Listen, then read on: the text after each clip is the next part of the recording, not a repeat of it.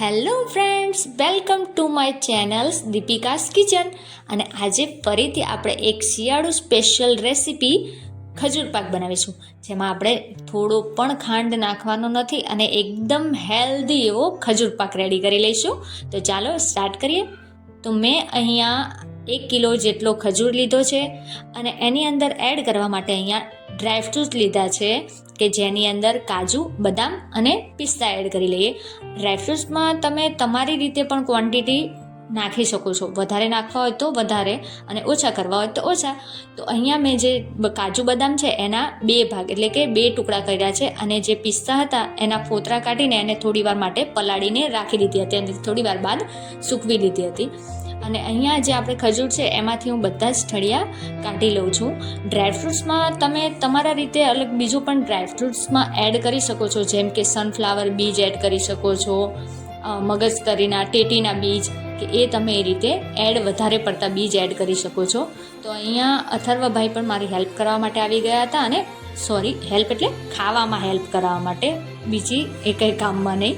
તો આપણે અહીંયા બધા જ જે ખજૂર છે એના ઠળિયા કાઢી લીધા હતા, એટલે કે બીજ કાઢી લીધા હતા અને આવી રીતે આપણે એક મિક્સર ગ્રાઇન્ડરમાં ગ્રાઇન્ડ બધા કરી લીધા છે. તો બહુ વધારે પડતા ગ્રાઇન્ડ નથી કરવાના, આવી જ રીતે ગ્રાઇન્ડ કરી લેવાના છે. હવે આપણે એક પેન લઈ લઈએ અને એને અંદર આપણે ઘી એડ કરી લઈએ. પહેલાં શું કરવાનું છે કે બધા ડ્રાયફ્રૂટ્સ છે એને શેકી લેવાના છે અને જેટલી ડ્રાયફ્રૂટ્સની ક્વોન્ટિટી છે એ હિસાબે આપણે ઘી લઈશું. તો બધા ડ્રાયફ્રૂટ્સ છે એ આપણે આ ઘીમાં શેકવાના છે, એટલે પહેલાં તો થોડું ઘી ગરમ થવા દઈએ અને ત્યારબાદ આપણે બધા ડ્રાયફ્રૂટ્સ એની અંદર એડ કરી લઈએ. અને આ જ ઘી છે એ ઘીની અંદર આપણે ખજૂર પણ એમાં જ શેકી લેવાનો છે.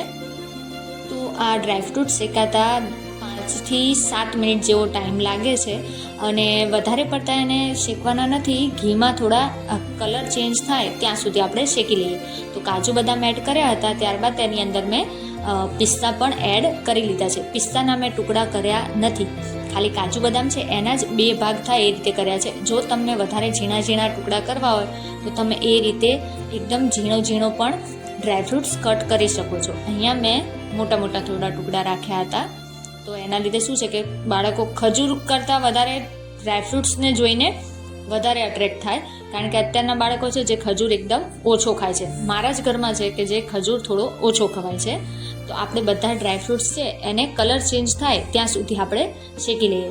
અને બીજી એક વાત કે જો તમે મારી ચેનલને સબસ્ક્રાઈબ ન કરી હોય અને પહેલી વખત વિડીયો જોવા માટે આવ્યા હોય તો વિડીયોને લાઈક તો જરૂર કરો, પણ સાથે મારી ચેનલને પણ સબસ્ક્રાઈબ કરો અને નવી વાનગીઓ એટલે કે નવી જો હું રેસીપી મૂકું તો એની નોટિફિકેશન માટે તમે બેલ આઇકન જરૂર દબાવો. તો અહીંયા થોડું લાઇટિંગનો પ્રોબ્લેમ થઈ ગયો હતો, એના લીધે શું છે કે તમને સહેજ અલગ લાઇટિંગ દેખાશે. તો આપણા બધા ડ્રાયફ્રૂટ્સ છે એ શેકાઈ ગયા છે. તો આપણે હવે એને આ ઘીમાંથી કાઢી લઈએ. તો બધા ડ્રાયફ્રૂટ્સ છે આપણે મેં અહીંયા એક બાઉલની અંદર, વાડકાની અંદર કાઢી લીધા છે. અને જે ઘી આપણું બચ્યું હતું એની અંદર આપણે બધો જ ખજૂર છે એ એડ કરીને આવી જ રીતે શેકી લેવાનું છે. ઘી આપણે વેસ્ટ નથી જવા દેવાનું, કારણ કે ખજૂરની અંદર બધું ઘી શોષાઈ જશે. એવી રીતે આપણે આવી રીતે ખજૂરને શેકી લઈશું, આવી રીતે ચલાવતા જઈશું અને શેકી લઈશું. તો થોડું લાઇટિંગ પ્રોબ્લેમના લીધે તમને થોડી ફેર પડ્યો હશે, પણ હવે લાઇટિંગ બરાબર છે. તો તમે જોઈ શકો છો કે ખજૂર આવી રીતે વચ્ચે હલાવતા જઈએ એટલે કે પ્રેસ કરતા જઈશું એટલે ઓટોમેટિક ખજૂર છે એકદમ સોફ્ટ થતો જશે. તો આવી રીતે આપણે બધો ખજૂર છે એ આવી રીતે શેકી લઈશું. તમે આમાંથી મારીગોલ્ડવાળા બિસ્કિટવાળા પણ બનાવી શકો છો. હું હવે થોડા ટાઈમ પછી એ પણ ટ્રાય કરવું છે મારે.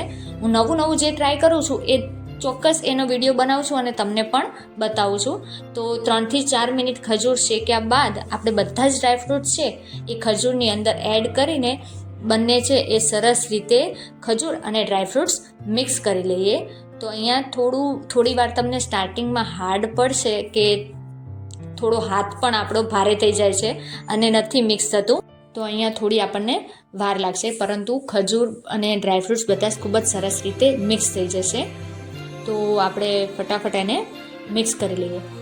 અને જેટલો વધારે ખજૂર અત્યારે શિયાળામાં જેટલા અડદિયા, ખજૂર એ જેટલું ખવાય છે એટલું આપણા હેલ્થ માટે પણ સારું હોય છે. તો આપણે ખજૂર અને ડ્રાયફ્રૂટ્સને સરસ રીતે અહીંયા મિક્સ કરી લીધું છે. તમે જોઈ શકો છો કે ખજૂર અને ડ્રાયફ્રૂટ્સ એ કેટલો સરસ રીતે મિક્સ થઈ ગયો છે. તો હવે આપણે એને ગેસ થોડી વાર પછી બંધ કરી દઈશું. જ્યારે આપણને લાગે કે સરસ રીતે હવે મિક્સ થઈ ગયું છે તે પછી. તો અહીંયા થોડો વિડીયો પણ મેં થોડો ફાસ્ટ ફોરવર્ડ કર્યો છે, તો થોડો માઇનર તમને મતલબ કે થોડું ભગાઈને કર્યું છે. તો આપણો બધો ખજૂર અને બધા ડ્રાયફ્રૂટ્સ છે એ સરસ રીતે મિક્સ થઈ ગયા છે અને શેકાઈ પણ ગયા છે. તો હવે જે આપણે જે પ્લેટની અંદર કે જે થાળીની અંદર આપણે ખજૂરનો બધો પાક કાઢવાના છે, મતલબ ખજૂર પાક આપણે કાઢવાના છીએ, એ થાળીને આપણે પહેલાં ઘીથી ગ્રીસ કરી લઈશું. અને આવી રીતે સ્પેચ્યુલા કે કોઈ વાડકી હોય એની તળિયાની અંદર ઘી લગાવીને તમે એને આવી રીતે પાથરી લો આખી થાળીની અંદર. જો તમારે પ્લેટફોર્મ પર તમે સીધો પાથર હોય તો પણ પાથરી શકો છો. તમારે તેની લાડુડી બનાવો હોય તો પણ બનાવી શકીએ આપણે. પછી એમાંથી આપણે રોલ કરવો હોય ખજૂર રોલ, તો એ પણ છે એ રોલને આજુબાજુ ખસખસનો ભાગ આવે, તલ આવે, તો એ પણ એડ કરીને એવી રીતે તમે ખજૂર રોલ પણ બનાવી શકો છો. તો અહીંયા આખો ખજૂર પાક છે એ સરસ રીતે આપણો થાળીમાં પૂરો ફેલાઈ ગયો છે, એટલે કે પથરાઈ ગયો છે. હવે આપણે થોડી વાર માટે એને એક બાજુ સેટ થવા દઈશું 15 થી 20 મિનિટ માટે. અને 15-20 મિનિટ બાદ આપણે આવી રીતે કોઈ છરીની મદદથી આપણે એને કટ કરી લઈશું.